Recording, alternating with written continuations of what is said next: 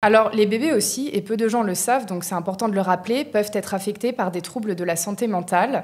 Donc, quels sont les principaux facteurs de risque, mais surtout, qu'est-ce qu'on peut faire pour les limiter au mieux? Ah oui, c'est un peu compliqué de comprendre le concept de santé mentale chez le bébé. En fait, on parle beaucoup de sécurité affective, de qualité d'attachement. Et donc, on est sur du soin relationnel plus que sur du somatique. On n'est pas sur l'alimentation, sur l'hygiène de vie, sur le sommeil, mais sur des dimensions qui sont vraiment plus interactives et de comment communiquer, comment finalement interagir et offrir un cadre épanouissant au bébé. Donc, c'est vraiment ça la question qui est derrière, au risque de voir sinon des bébés de se replier, c'est-à-dire finalement disparaître et cesser d'exister d'une certaine manière. Donc, c'est vraiment un concept compliqué. Et on peut agir. Il existe deux facteurs de risque vraiment essentiels. Le premier, c'est vraiment la non prise en charge de la femme durant la grossesse. C'est-à-dire que une prise en charge insuffisante ou inadaptée ou inexistante, puisqu'elle-même ne viendrait pas de rendez-vous en gynéco-obstétrique. Ça, c'est un facteur vraiment essentiel. Pouvoir la préparer à l'arrivée du bébé, en fait, c'est la préparer à devenir mère et donc être sensibilisée aux besoins fondamentaux du bébé, au-delà des soins de nursing.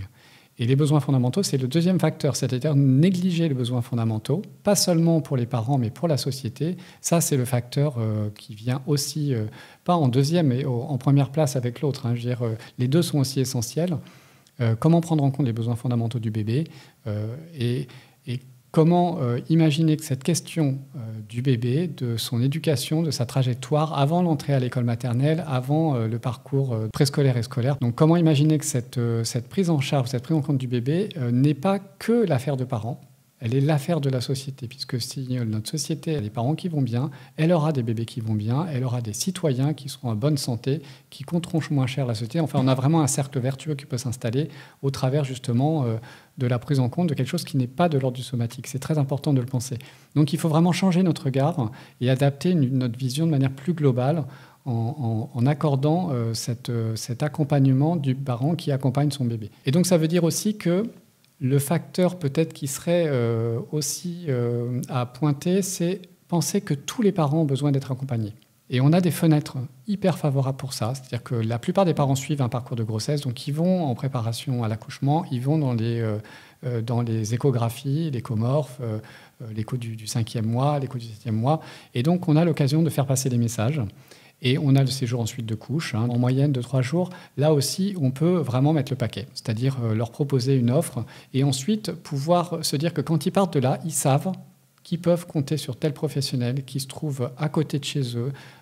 Ils peuvent avoir une vision territoriale de là où ils peuvent demander de l'aide et ils savent que c'est normal de demander de l'aide, que ce n'est pas honteux. Ça revient vraiment à cette question de, finalement, être parent, ça s'apprend avec le bébé, mais ça s'accompagne. C'est quelque chose pour lequel on ne doit pas être tout seul, en fait. On ne doit pas affronter ce changement de vie tout seul. Donc accompagner les parents, c'est accompagner tous les parents, mais évidemment, bien sûr, être capable d'identifier, donc facteur fondamental, c'est identifier les parents qui sont les plus à risque, parce que ceux-là, ils vont aller vers une trajectoire qui va être extrêmement traumatisante, parce qu'eux-mêmes ont vécu des traumas et qui vont les transmettre. C'est inévitable que les parents qui ont vécu des enfances traumatiques ou des parcours traumatiques vont laisser ça en héritage à leur bébé. Mais on peut couper cette transmission intergénérationnelle, on peut dire pas mes enfants, ça s'arrête à moi. Et donc on peut se dire que si on le sait, on peut leur donner les moyens de prendre soin d'eux, mais surtout, parce que pour eux finalement ils ont encore du temps, ça peut être sur l'échelle de plusieurs années, mais surtout de se dire maintenant, tout de suite, dans une temporalité qui est extrêmement courte